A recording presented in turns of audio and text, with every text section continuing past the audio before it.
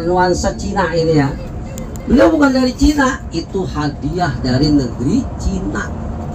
Pada saat Sunan Gunung Jati berdakwah sampai ke negeri Cina.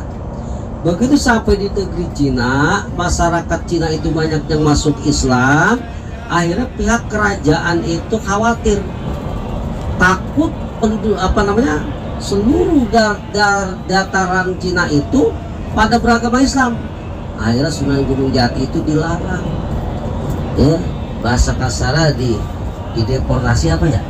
Ya, dideportasi. Akhirnya diasingkan Sunan Gunung Jati. Maka penduduk-penduduk yang sudah beragama Islam itu mengasih hadiah kepada Sunan Gunung Jati berupa barang-barang berharga, mulai perabotan dapur dan lain sebagainya, yang motifnya itu Cina. Tadi kita lihat tuh di dinding-dinding itu piring-piring Cina. Lihat nggak tadi? Mulutnya tukang minta-minta mulu sih, ketakutan loh. Wah, tukang minta-minta nih takut, tukang minta-minta takut. Ibu nggak perhatiin tuh, di dinding-dindingnya itu banyak piring-piring Cina yang sengaja ditempel-tempel di situ. Ada semacam kayak guci ya. Itu memang dulu konon ceritanya itu Sunan Gunung Jati itu dakwah sampai ke negeri Cina, dikasih hadiah nggak tanggung-tanggung, satu kapal besar isinya itu barang-barang. Satu kapal itu sengaja diisikan barang-barang, ya, perabotan-perabotan. Kalau kata kita gelam mangkok, gelam piring, segala apa beda perabotan. Sampai sekarang itu separuh tersimpan di Museum Kesultanan Cirebon, dan sebagian itu ada di dinding-dinding tembok makam tadi. Banyak piring-piring itu bermotif Cina. Emang itu asal dari Cina ya, hadiah dari negeri Cina. Konon ceritanya satu ketika Kanjeng Sunan Gunung Jati ini ya melakukan sholat malam, ceritanya begitu nih. Dengan karomat Sunan Gunung Jati, beliau itu sholat di atas perahu. Sholat di atas perahu, sholat di atas perahu yang sedang dicangcang. Tahu dicangcang? Cangcang tahu nggak? Ya, ilmu nyamuk benar mandi dulu. Sholat di atas perahu yang sedang dicangcang. Seketika dia sedang sholat di atas perahu di tengah malam, ternyata perahu itu ikatannya lepas. Sunan Gunung Jati lagi sholat aja, sholat, saking khusyuknya nggak tahu bahwa kapal itu sudah terlepas ikatannya. Sampai dia ingat lah, ini di mana? Ternyata ada di dataran Cina, di dataran Cina.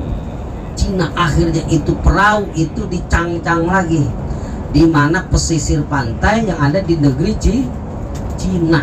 Dicangcanglah itu kapal ya, perahu kecil yang ada di negeri Cina. Akhirnya dia berada di negeri Cina sehari, 2 hari, 3 hari, sampai berbulan-bulan. Banyak orang yang berdatangan kepada Maulana Syarif Hidayatullah yang disebut dengan Sunan Gunung Jati. Akhirnya orang berbondong-bondong ya pada masuk Islam. Orang-orang Cina itu pada masuk Islam.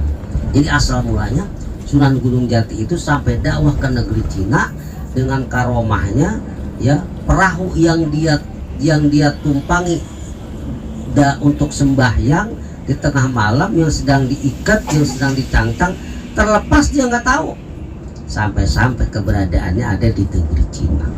Sampai di negeri Cina, Sunan Gunung Jati Maulana Syarif Hidayatullah ini nggak tinggal diam. Sambil dia berdakwah ya, mengajarkan ajaran agama Islam kepada penduduk yang ada di sekitar situ. Sehari, sebulan, 2 bulan, orang banyak yang berdatangan memeluk agama Islam. Sampai saking banyaknya orang yang memeluk agama Islam di daerah pantai Cina dan sekitarnya itu, dikhawatirkan oleh raja ya, oleh penguasa Cina itu. Maka akhirnya Sunan Gunung Jati dipulangin ke tempat asalnya, ke tanah Jawa. Sambil dipulangkan itu, ternyata orang-orang yang sudah memeluk agama Islam itu dengan sukarela memberikan hadiah-hadiah, ya, dikumpulkan sampai satu kapal. Nah, akhirnya sebelum mereka sampai ke Pulau Jawa, mereka mampir di mana Sumatera, yang tepatnya sekarang itu Palembang. Maka di Palembang itu banyak orang-orang Cina. Konon ceritanya mereka itu orang-orang Cina yang sudah masuk Islam, tinggal di Palembang. Tadinya Palembang bukan Palembang, ya, karena orang sebut itu banyak Cina, seakan-akan kecina-cinaan. Sebutannya bukan Palembang, Palembani, Palembani. Jadi di Palembang. Ya, di sana di daerah Palembang itu ya banyak tuh orang-orang Muslim Cina yang pada masuk Islam. Dulu sebagian separuh ngikut dengan rombongan Sunan Gunung Jati. Akhirnya Sunan Gunung Jati kembali ke Cirebon, ya, ke Cirebon, ke tanah Jawa. Nah, akhirnya sampai sekarang peninggalan itu banyak tersimpan di mana sekitar komplek pemakaman Sunan Gunung Jati. Adapun makam Sunan Gunung Jati itu, kalau tadi itu kita bawa zikir tahlil di situ, itu ke atasnya masih ada 7 pintu lagi. Kalau kita masuk ke dalam itu masih ada 7 pintu lagi. Itu tadi pintu pertama yang disebut namanya pintu pasujudan, pelataran pertama. Terus kita masuk lagi tuh pintu kedua, pintu ketiga, sampai ada di pintu ketujuh. Disitulah makam Sunan Gunung Jati dengan para keluarganya yang ada di atas bukit itu. Ya, jadi kalau kita masuk ke dalam tuh ada 7 pintu lagi. Konon ceritanya di area pemakaman Sunan Gunung Jati itu ya terdapat pasir-pasir dari tanah Mekah. Ya, pasir. Dulu orang kalau ziarah itu suka ngambilin pasir-pasir itu, maka sekarang itu tuh pakai kaca. Jadi pakai kaca itu pasirnya. Ya. Alhamdulillah saya pernah masuk ke dalam, ya, ke pusara makam Sunan Gunung Jati. Benar dilapisi kaca itu, dilapisi kaca.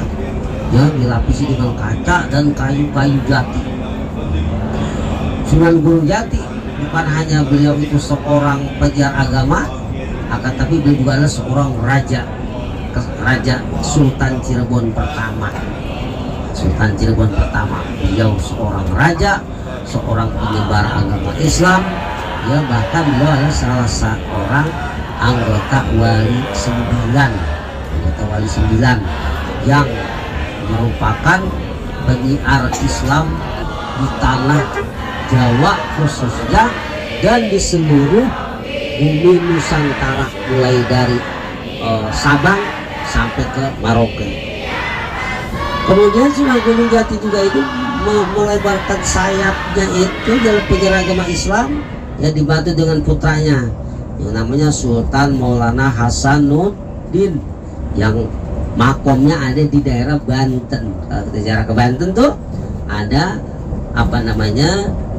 makom ziarah Sultan Maulana Hasanuddin, seorang raja Islam pertama kerajaan Banten, yang daerah kekuasaannya meliputi Banten, Jawa Barat, sebagian daerah Batavia, sampai ke Lampung, sampai ke Palembang, dan pulau-pulau kecil yang ada di sekitar Sumatera. Kekuasaan Kesultanan Banten. Kesultanan Banten ini adalah didirikan oleh Sunan Gunung Jati, ya, atas perintah Sunan Gunung Jati. Adapun untuk kesultanannya dipegang oleh Maulana Hasanuddin, yaitu putra daripada Kanjeng Sunan Gunung Jati. Terus penjara Islam sampai ke wilayah-wilayah luar pulau di tanah Jawa, sampai ke daerah Sulawesi, sampai ke daerah Kalimantan, walhasil ke seluruh penjuru Nusantara. Begitu para ibu bapak saudara jamaah yang saya muliakan. Adapun Sejatullah Kahfi itu adalah guru daripada ibunya. Jadi Sunan Gunung Jati punya ibu namanya Muda Imah, ya, Mudaimah, Syarifah Mudaimah, ya, murid daripada Syekh Jatul Kahfi. Ternyata Syekh Jatul Kahfi ini datang ke Cirebon sebelum kelahiran Sunan Gunung Jati, berapa ratus tahun sebelum Sunan Gunung Jati lahir. Syekh Jatul Kahfi itu sudah ada di tanah Cirebon. Bahkan beliau pernah meramalkan nanti satu masa ada seorang wali besar yang ada di Cirebon. Ternyata adalah Sunan Gunung